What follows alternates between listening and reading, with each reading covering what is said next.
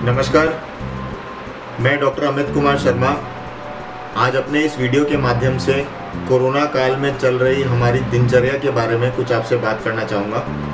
और मेरा वीडियो बनाने का उद्देश्य स्पेशली कोविड पॉजिटिव पेशेंट्स जो अभी कोविड पॉजिटिव हुए हैं या पोस्ट कोविड रिकवरी फेज़ में हैं, मतलब जिन्होंने कोरोना को भी अभी हराया और वो अब सामान्य जीवन व्यतीत कर रहे हैं, या वो सारे लोग जो किसी दूसरे घर वाले रिश्तेदार की पॉजिटिव होने की वजह से आइसोलेशन या क्वारंटाइन में हैं।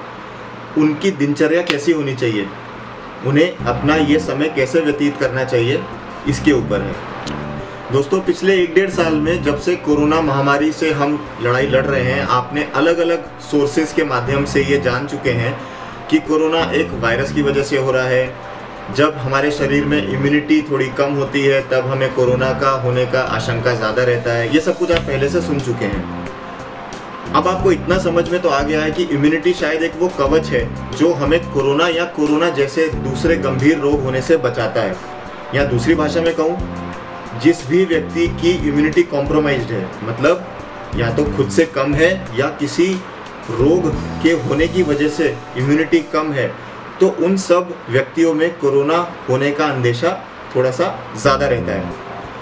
इन सब बातों को अगर हम गौर से देखें तो इसमें एक पक्ष अभी भी ऐसा है जो इम्यूनिटी के बारे में कहीं छूट गया है, कहीं रह गया। जानने वाली बात या गौर करने वाली बात यह है कि इम्यूनिटी ना तो रातों रात बढ़ती है ना रातों रात घटती है।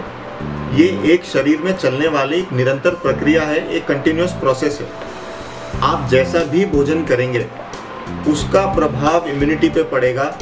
उसी की वजह से या तो इम्यूनिटी सुधरेगी या शरीर में घटेगी। ये जानना बहुत ज़रूरी है। और आयुर्वेद सिर्फ यहीं तक नहीं कहता, आयुर्वेद इससे ज़्यादा आगे बढ़कर एक पक्ष और बताता है जो मानसिक पहलुओं के ऊपर भी बहुत स्ट्रेस देता है।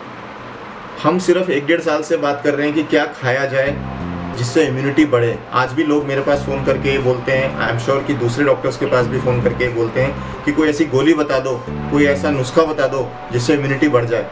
दोस्तों, आपको ध्यान देना चाहिए कि सिर्फ अगर खाने से इम्यूनिटी बढ़ती तो शायद आज जो हमारी स्थिति है वो ना होती। बहुत अहम पक्ष जो मैंने पहले भी जिक्र किया जो छूट गया है आज, वो मानसिक इम्यूनिटी का है। हमारी मेंटल हेल्थ कैसी है उसके ऊपर भी हमारी शरीर की इम्यूनिटी निर्भर करती है।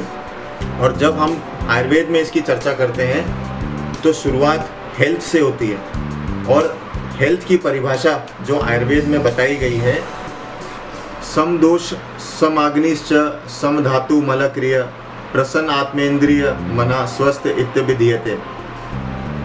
दोस्तों, आप ये जो स्लाइड देख रहे हैं जिसमें लिखा है समदोष, मतलब हमारे तीनों दोष वात पित्त और कफ जब समान अवस्था में रहेंगे, हमारी अग्नि बायो फायर जो हमारा खाना पचाती है, जब वो समान अवस्था में रहेगी, तब हमारे शरीर के जितने भी धातु मतलब बॉडी टिश्यूज, मल मतलब एक्सक्रीटा और क्रिया मतलब सारे फिजियोलॉजिकल प्रोसेसेस वो एक समान अवस्था में रहेंगे। इसको स्वास्थ्य कहा गया है। लेकिन आयुर्वेद में देखिए कितना स्पष्ट लिखा है, प्रसन्न आत्मेंद्रिय मना, मतलब जब हमारी आत्मा, इंद्रिय और मन प्रसन्न होंगे, इस पूरी एंटिटी को स्वस्थ कहा गया है। और WHO ने भी स्वास्थ्य की परिभाषा देते हुए सिर्फ ये नहीं कहा कि it is merely absence of diseases, it is a balance state of physical, mental, social wellbeing, और अब उसमें स्पिरिचुअल भी ऐड हो गया है।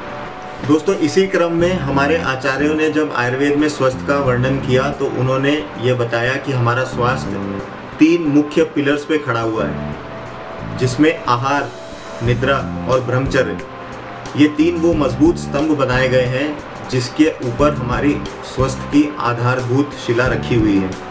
जब हम आहार की बात करते हैं तो ये जानना बहुत ज़रूरी है आज के कोरोना काल में कि वो खाना जो हम खा रहे हैं वो बिल्कुल हल्का होना चाहिए, सुपाच्य होना चाहिए, जिससे वो इजीली डाइजेस्ट हो जाए। चटक मसाले उसमें नहीं होने चाहिए, तेल नहीं होना चाहिए, बहुत भारी खाना नहीं होना चाहिए, बेसन या मैदे के पकोड़े ऐसा पकवान वाला खाना नहीं होना चाहिए, क्योंकि उससे हमारे शरीर में शायद ऑक्सीजन की रिक्वायरमेंट उसको पचाने में ज़्यादा लगेगी। तो इस समय हम वैसे ही ऑक्सीजन से स्ट्रगल कर रहे हैं। तो खाना जितना हल्का होगा, जितना मसालों से दूर होगा, जितना तेल मिर्ची से कम उसमें होंगे, वो हमारे लिए उतना फायदेमंद होगा। अगला आचार्यों ने बोला है निद्रा, 7 से 8 घंटे की नींद लेना बहुत आवश्यक है, नहीं तो हमारे शरीर में फ्री रेडिकल्स बनते हैं जिसकी वजह से और हमारे शरीर में नई नई बीमारियां घर करती हैं। और हमारी जो आजकल आप देख रहे होंगे पोस्ट कोविड मरीज़, हर पोस्ट कोविड मरीज़ की एक आम शिकायत है कि शरीर से कमज़ोरी नहीं जा रही है डॉक्टर साहब, ऐसा लगता है हमेशा थकान थकान रह रही है। उस समय आपको ये ध्यान रखना चाहिए कि आप कंप्लीट रेस्ट करें, शरीर में रिकवरी जल्दी होगी, थकान नहीं होगी। और एक हमेशा जो शरीर में एक थकान होने की वजह से नहीं तो एक चिड़चिड़ापन रोगी में आ जाता है, वो भी नहीं होगा। आचार्यों ने जो अगली चीज़ बताई वो बेहद ज़रूरी है आप लोगों के लिए जानने के लिए, ब्रह्मचर्य। अब ब्रह्मचर्य में बहुत सारे मानसिक दोष आचार्य ने बताए, जैसे कि काम, क्रोध, मोह, लोभ, अहंकार, द्वेष, ईर्ष्या, आलस, छल और हठ। ये दोस्तों कलयुग के वो 10 रावण हैं जो इस कोरोना काल में अगर आप ध्यान दें तो कोरोना से तो जो हम लड़ाई लड़ रहे हैं वो है ही, और इन 10 रावणों की वजह से भी वो और उस बीमारी को बल मिलता है। आप इस समय भय का एक वातावरण जो अपने आसपास देख रहे हैं वो हर तरफ व्याप्त है। हमें ये ध्यान रखना है कि एक दूसरे को सहारा देंगे तो ही इस लड़ाई से लड़ सकते हैं। डर के रहेंगे तो ये बीमारी हमें और डराएगी। डर में हमारा विवेक काम करना बंद कर देता है, हम सही डिसीजन नहीं ले पाएंगे, घबराएंगे और कुछ ना कुछ अपनी सेहत को नुकसान पहुंचाते ही रहेंगे। तो अंत में मेरा यही कहना है दोस्तों, घर पर रहें, सुरक्षित रहें, निरंतर अपनी इम्यूनिटी का ध्यान देते रहें। शारीरिक इम्यूनिटी को आप अच्छा खाना, पौष्टिक खाना खाकर बढ़ा सकते हैं, और आयुर्वेद की जितनी रसायन औषधियाँ हैं उनके सेवन से भी आप शारीरिक इम्यूनिटी को और बेहतर कर सकते हैं। मानसिक इम्यूनिटी के लिए जो 10 दोष रूपी रावण मैंने आपको बताए उनसे दूर रहें, अच्छा समय बिताएं, अच्छी किताबें पढ़ें, अच्छे विचारों को मन में आने दें। क्योंकि ध्यान रखें दोस्तों, यदि कोरोना आपको ग्रसित कर भी लेता है तो आपकी इम्यूनिटी ही आपको बचाव दिलाएगी। यदि शरीर में इम्यूनिटी बेहतर होगी तो आप उन एक्सट्रीम इमरजेंसी की केसेस की तरफ नहीं जाएंगे। हो सकता है इम्यूनिटी के कवच की वजह से कोरोना आपको उतना तेज़ी से संक्रमण ना कर पाए। इसके लिए आयुर्वेद के नियमों का निरंतर पालन करते रहें, आयुर्वेद को अपनाएं। और अंतिम में मैं यही कहना चाहूँगा, आस पड़ोस के लोगों का ख्याल रखें, उनसे बातचीत करते रहें, उनका हालचाल लेते रहें, संवाद करते रहें। इस कठिनाई की घड़ी में हम ही एक दूसरे का सहारा बनेंगे तो ज़रूर इस कोरोना रूपी लड़ाई से हम विजय पा सकेंगे।